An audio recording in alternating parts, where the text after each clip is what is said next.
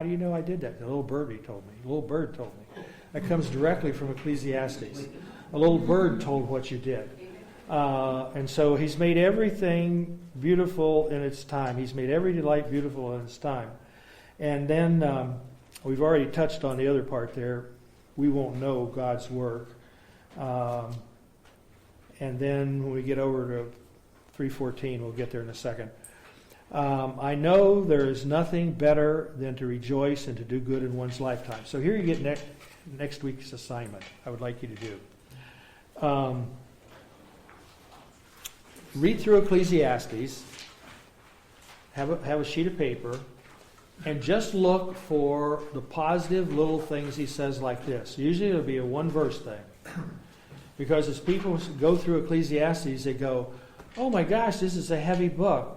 Remember what the novelist Thomas Wolfe said, it's a finely honed steel of woe. And they go through and they get the finely honed steel of woe, but they don't get the other part that he says, and it's usually just one-liners like this.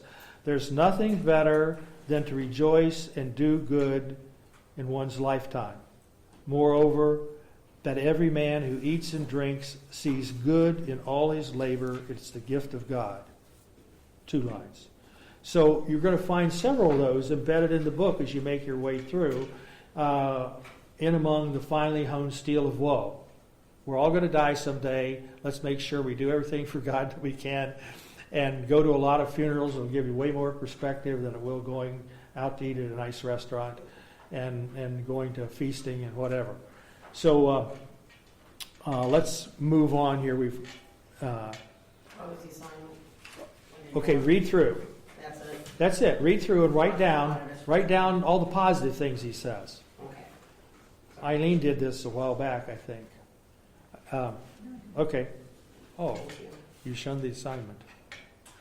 Maybe I gave you that in my sleep. Okay. I know that everything God does will remain forever. There's nothing to add to it, and there's nothing to take away from it, for God has worked so that men should fear him. That, again, fear is not a... I think they should have translated it, be in awe of God. We have to, you have to tell people, okay, that doesn't mean you should be terrified of God. It means you should be awestruck by God. Fear in the good way. Part of the people. Fear the older, Yeah, it's so part of. I know part of you who are here have heard this. Eileen and I have what I call Eileen's barn cabin in the woods in West Virginia. It's on the farm I grew up with my grandparents. And you pull up on top of the hill, and from there you can see the first mountain in sight is Laurel Mountain. On the backside of that is Cheat Mountain. And you can sit there for a minute or two and just kind of, it's great. It's not, so a few years ago I pulled up there and I stopped. And I'm sitting there, and Eileen's getting out of the vehicle, and she goes, "What are you doing?" I said, "We should just sit here for a little while and contemplate the greatness of God and his universe and our place in it." Now, she's gotten pretty used to that now. We drive up and we stop, sit there. See, you got to be in awe of God. Now, the first time I did it in our garage, she was we pull in our garage, and the door comes down. It's dark in there, other than the light that's on from the garage door opening. And I'm sitting there in the car, and she says, "So, what are you doing?" I put my head back. I said, "I'm just contemplating the greatness of God and his universe and my place in it." And then he goes to sleep.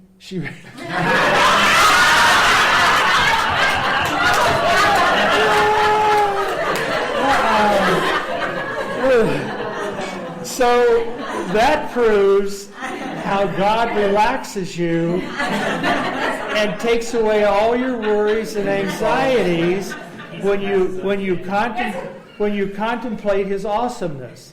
See, we're moving so fast and worried about so many things, we can't stop. I just remember Eileen saying as I did that the first time, she goes, "We're in a dark garage." I said, "Yeah, God's still the same as he is down on that hill in West Virginia. God is still the same." So shut the car off. I shut the car off before the door comes down. So, okay, so we have to be in awe of God. Okay, now let's go back to just a couple of applications about the poem of old age. Here, it'd be page 16. Life Under the Sun, S-U-N, or Life Under the Sun, S-O-N, the poem of time. Now, there are two aspects of time that Solomon is talking about here. Time in its sovereign aspect, that's kairos. There's a time to throw stones and a time to pick stones. This may not be a word you've ever heard before, punctiliar. That's just like one moment, one thing right there. The best to understand this is that Latin phrase carpe diem, seize the moment. There's a moment. That's time in its sovereign aspect. Good illustration in our church. How many were here back before we started building this building? Raise your hands. Okay, how many were not? Okay, everything that's out back, the property that we now own, we only own half at that time. It was 15 acres cut in half, 7.5 acres in each slot. We'd been here in the old building that we're in, and the sanctuary over there and everything else, for 30 plus years, and that property had never gone up for sale. And we checked into it. It had never been for sale. It's the back half of everything we're sitting on. And we were getting ready to build. We had plans drawn. Tim had drawn 2 sets of plans for the building. And we knew we needed more property, but we had checked into that before. It was never for sale. All of a sudden, I get a phone call. That property is going to go up for sale. And that Sunday, one guy never let me forget it. He said, "Do you remember what you said that Sunday?" I said, "Well, I remember that I said that property is going up for sale and we need to buy it, so we're going to take an offering. We need $75,000. We're going to take an offering next week and trust God to give us $75,000 next week." And he said, what I remember you saying is, that property just went up for sale. Let's buy it and figure out how we pay for it later. And I think I did say that. But he brought the $75,000 in next week. 7 days. And so that's kairos, time in its sovereign aspect, a punctiliar event in time. Key question, do we seize the moment, and are we focused on God's plan, or do we have a schedule that we're operating on and we don't want God to interrupt it? I'll have to admit, that's been a lot of my life. It's taken me a long time. One of the big things that helped me was that I studied through Jesus' life in the New Testament, and I saw how many times what he did was an interruption. That he was on his way to one place and he got interrupted by a lady that needed healed. He was on his way to do something else and he got interrupted by a funeral where he raised it. So most of us tend to organize our lives and not listen to God when he wants to interrupt it. You know, okay, you're on your way to do something, but just postpone that and do what I want you to do. So that's time in its sovereign aspect, kairos. Time in its quantitative aspect is chronos, from which we get chronology. And so the key question there is, how much time do we get?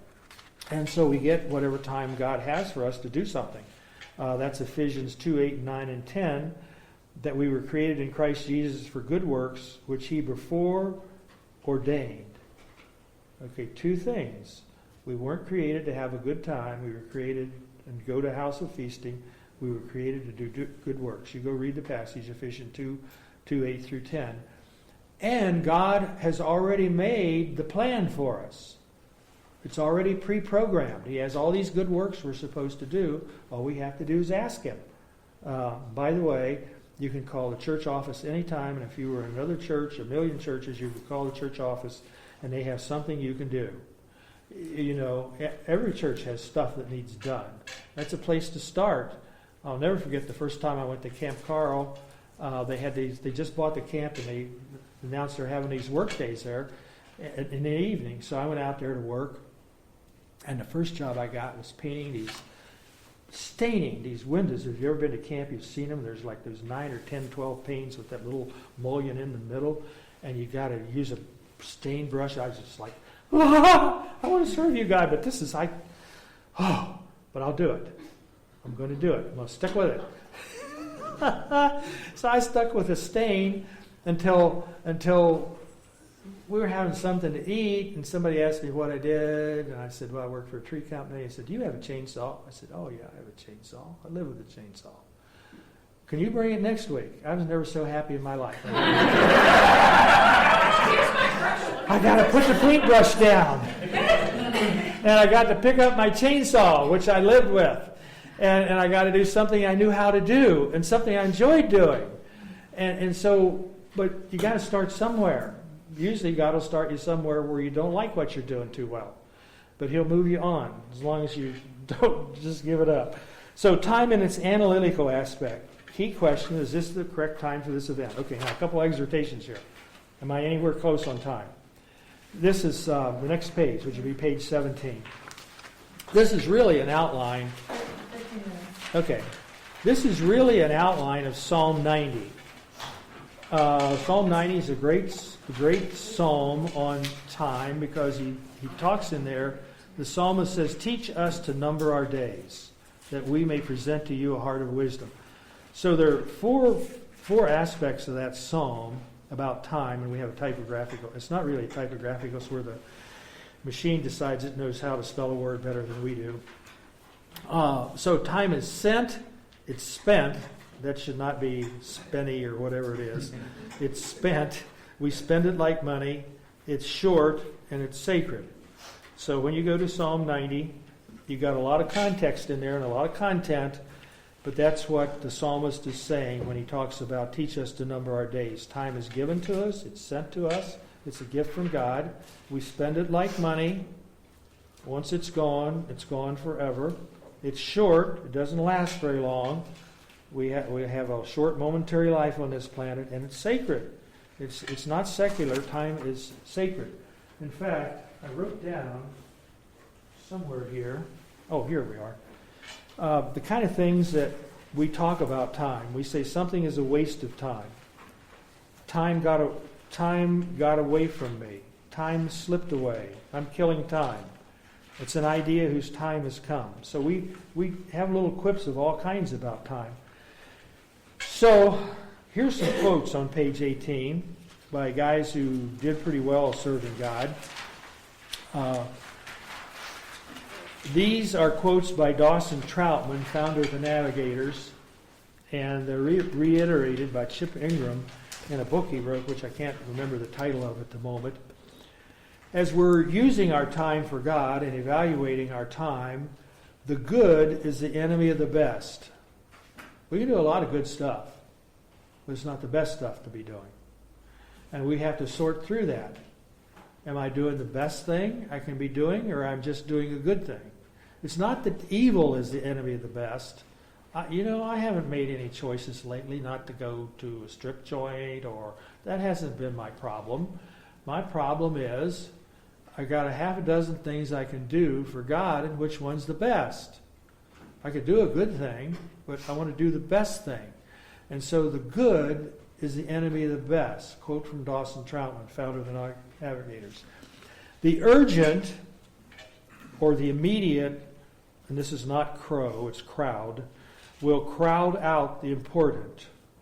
Now, I've found as I've thought through this several years, because I've had these with me for a long time, way back when I was with the Navigators, they have Dawson Troutman saying in all their books. I've seen that people have a little bit of a difficult time sorting out the urgent and the important. Because it's urgent, they think it's important. Now, if I still had Eileen's phone in my hand, since Eileen was in the business world for a lot of years, and for a lot of times she answered the phone, she thinks the phone rules her life. I do not. I will answer that phone when I want to. And when there can be a bunch of messages on there, and the urgent will crowd out the important. When I was the pastor of the church here, I thought the most important thing I did every week was deliver